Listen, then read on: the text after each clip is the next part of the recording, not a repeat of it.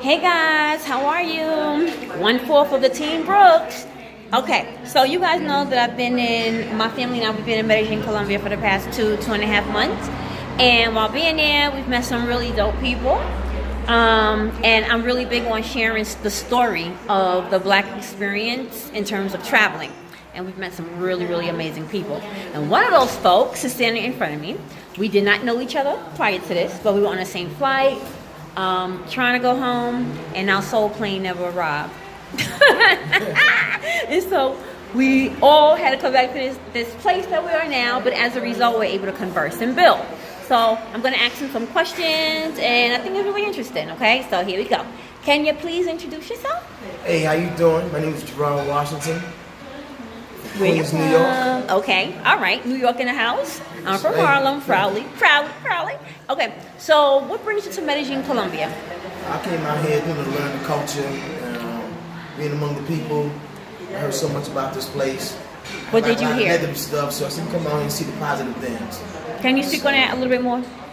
Yeah, the food is good, the dancing, and meeting people, and the culture, the museums, and traveling. The landscape is wonderful out here. It's just good to get out your circumference and expand what's out there on the other side of the world. That's right. You know, That's right. That's right. And what did you hear prior to coming? What did you hear about Colombia? I heard about Colombia, about the food, just meeting people. But just like the negative, the negative things. They yeah. was talking about the gang violence and people come up to you and kidnap you. But hey, don't feel like that. It's like anywhere around the world. You just gotta keep that New York up on. Keep your street smarts. That's what I'm saying. Keep your street smarts. Yeah. Because you go travel anywhere around. You come from New York, you travel anywhere around the world. So I got here. I didn't even deal with any of that. Dealing with okay, that's so far. I didn't deal with nobody trying to approach me. No. Jokes and negative stuff. So you felt pretty safe? Yeah, I felt pretty comfortable. Yeah. And are you traveling with anyone? Yeah, me and my fraternity brother. Oh, cool. What's the fraternity? Sigma Phi Hey, fraternity. hey. Order of the Feather. Oh Lord, here we go. Let me see a stroll. Get it. Let me see a stroll. Oh, my back. Let me find out. So okay, yeah. So can you also speak to some of the other places that you've traveled to? One of the most magnificent places I've been to was in Kenya. I stayed in Mombasa. I had some good friends there. It was amazing. Wow. As the plane was landing, it wasn't even planned. Tears started pouring out my face. You serious? And it was such an amazing how my spirit connected back with my people. Why did you get what triggered that? Yeah, because I've heard that from a lot of people before. It just happened. It was so natural. Wow. I didn't plan for it. I didn't when we get there, I'm gonna feel something. As soon as we started descending and we touched down, it was like tears came down my face. I was like, oh my God, this is amazing. Wow. And then when I got there, I met some people, and the love was amazing. And another thing stereotype they always say about Africans don't like Americans. I've heard that. Africans, that's a lot of crap. Is it? Because who put that in their mind. That's right. Yeah. That's right. Yeah. I hear that a lot, but you're right. It's like creating a division in. Yeah. You know what I'm saying? Like, there you go. There you go. That's it. It's not about that. You gotta expand your mind. That's right.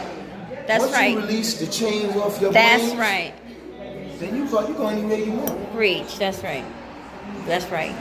That's real. No, seriously. And we were talking about, just in terms following up on that, like being, the socialization that occurs and the propaganda, right? Yeah. And what is interesting is that I was sharing with him that it's interesting that like if you take I feel like the Black experience, especially being home, it's heavily pushed on us to not necessarily take a chance, right? Like to stay literally within a project because we are the project, yeah? Right. And, and not to push the envelope and to just be comfortable, right? Because you just don't know yet a lot of my peers by the time, like I know the first time I ever traveled was when I was a sophomore in college in Mexico, and I studied abroad and I learned Spanish, yeah? And it was so amazing. But one thing that opened my eyes to is the fact that, number one, I was maybe out of a group of 20, I think it was only 3 of us that were black. The rest were mostly white and Asian, right? Yeah. And then as we begin to build relationships or what have you, it was amazing because by the time, even though they're 20, 21, 22, they're like, yeah, I backpacked across Europe, or yeah, I was just here with my dad and we're gonna go climb a goddamn mountain, or I wanna go to a yoga place in India, I don't know where the hell I am, but so what I'm gonna say. So it's this idea of freedom that I feel like we didn't have the opportunity to inherit because of Either the parents systems was that scared, be. yeah, the system, or your parents were Yeah. scared, or you never was exposed. That's why it's good to expose your friends, expose your family to a way of traveling. Yeah. Because like I said, this is a whole big world other than the 5 boroughs. Come on. You know what I mean? People scared to leave their own block. Come on. And I mean, come on, you got to get out. Come on. You know, I mean, like I said, I've been to Thailand and the Philippines, and I'm traveling. How was that? How was It was amazing. Yeah? Just being there around, I'm like, it's like being a raisin in a bowl of rice. I'm walking in, but it's just colorful. You know, it's just colorful. But that's how it is because they, you know, come on, Stand you out, know how we and- give it up, and- yeah. and it's nothing to be afraid of. You know how we give it up, and it's admiration more than anything. Truthfully, it's like stand in your rightful place. Yes, bow. You know what I mean? But okay, so we were here for 2.5. You were here for 2.5 months. You were here, you said, for 15 days with your fraternity brother. And can you just tell me real quickly, like, what were maybe like 2 of your best experiences while being here, and then maybe 1 or 2 have maybe one, you know, like maybe a negative, pros, cons, if there's any. I was able to climb this mountain. It's like 700 feet. El Pino, El guys. Pino, that's it. I Yo. climbed that. Oh my God! I said I did good as a senior. I made it to the top. Yo. The view is unbelievable. So I had to I took some pictures and I upload that on my Facebook page. Yeah. To show everybody. All right, so share your social handles, please, on Facebook.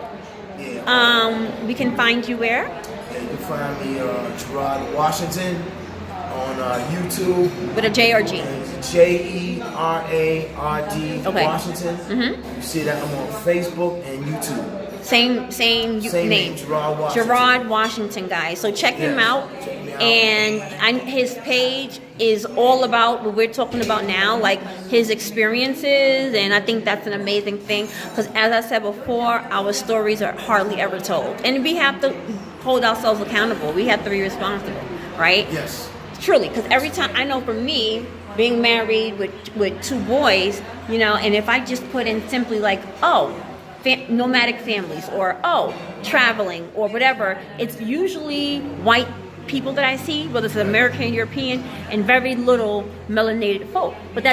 But we travel, we out here. We out here. Come on now, like we do this. Doing our thing. So don't you dare believe that crap, because we travel. Yeah. Break that. We break that chain, travel. break that bondage. That's Come right. out. Break that spell. We out That's here it. traveling. We enjoying ourselves. That's right. That's right. Simple Period. as that. That's it. And you can do it too, guys. On here, while y'all, you know what I mean? I know you're gonna resonate with a lot of things that he has said. Because no, seriously. Because sometimes all it takes is that spark. Yep. And break that fear, and make that step. That's Take it. that journey. And you know, we were talking about also the fact with Trump, right? And I was telling my mom, I said, Mom, well, let me ask you, what are the 2 reasons a wall is built? What does a wall do? There's 2 reasons. The reason why you think you built the wall? Wall. What are 2 reasons someone would want to build a wall? It's trying to show some type of divide and conquer, power. You know, it's all about the money, and you're just showing separation of a group of people from another group of people. Yeah. I mean, no matter what you're gonna build, you still get over the wall. You go under the wall or go around the wall. You know, and even you got the wall of your brain, people got a wall on their own brain, and that stops you also. So in other words, you gotta break it. You gotta break the barriers. That's not gonna stop you. So my thing about him, they're gonna get great. That's not gonna stop nobody for achieving what they want in life. So, Period. And now, all these people losing their, like a lot of people who were working for the federal government and the Trump shutdown, all that bullshit. But I think more than anything, and I always say this too, how you were saying like breaking them spells is so important. But remembering that a wall, like you said, divide and conquer, right? So a wall is built twofold, right? It's to prevent certain people from coming in, right? We want them out. But then you got to also remember, it's to keep the people who's already here in. Right. So, okay, let me repeat that, right? So, 2 reasons the wall is built: to keep some folk out and to keep some folks in. Right. Either way, it's a decision. Either way, it's going to impact your freedom, and you had nothing to do about it.